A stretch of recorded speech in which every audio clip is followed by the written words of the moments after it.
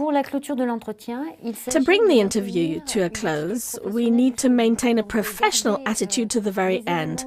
Therefore, respect the staging that you have set up since the beginning and really interact with the person you're talking to, whilst maintaining a physical posture that is comfortable for yourself and the person you're talking to continue working on the type of question that you're asking.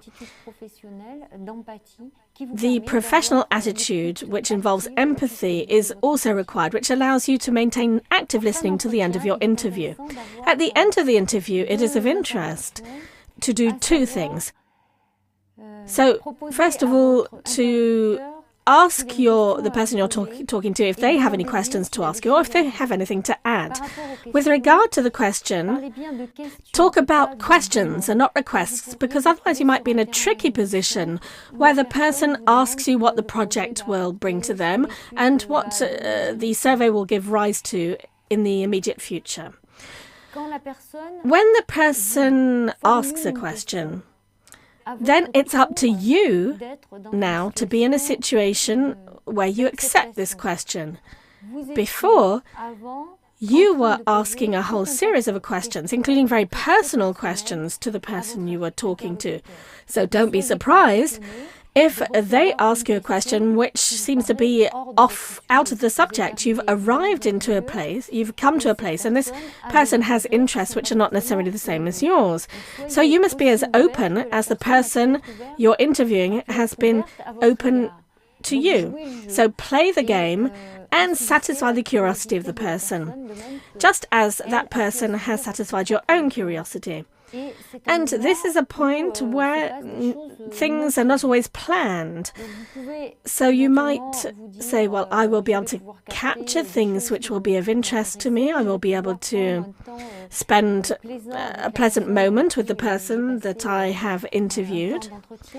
Of course, that's important for the relationship, to make for a friendly atmosphere, but be careful. There are situations where this post-interview time takes more time than the actual interview. You've planned 1-hour interviews, more in-depth interviews sometimes that last 2 hours, or shorter interviews of half an hour, and you might find yourself with 3 hours of presence for a half-hour interview or 1-hour interview. So don't forget that the person has given you a certain amount of time and you are continuing to take their time.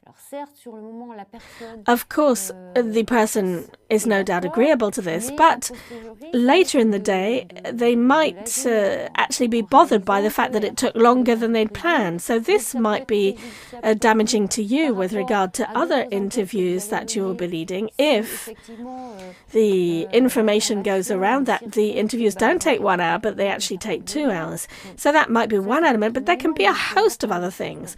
So just to say, be careful about this post-interview time, which can be too long if you get carried off by your enthusiasm in chatting with the person. And this can be a prejudice for you with regard to other people that you might have been able to see and that you couldn't see because the interview lasted too long.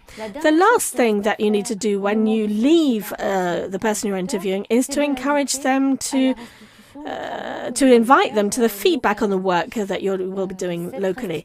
This feedback is the fair feedback of information, which will compare what we have discovered from the people that have given this information and to extend the discovery during a debate.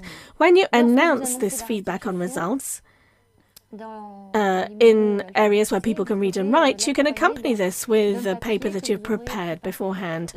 You announce this feedback, and therefore you do this on the date and at the place that you have specified. So you announce what you're going to do and you do what you have announced. Don't announce things that you're not going to do. Very often people take photos and promise to send them. So either you take photos and you send them, or you don't promise to send them. and therefore at least you are acting in line with what you said.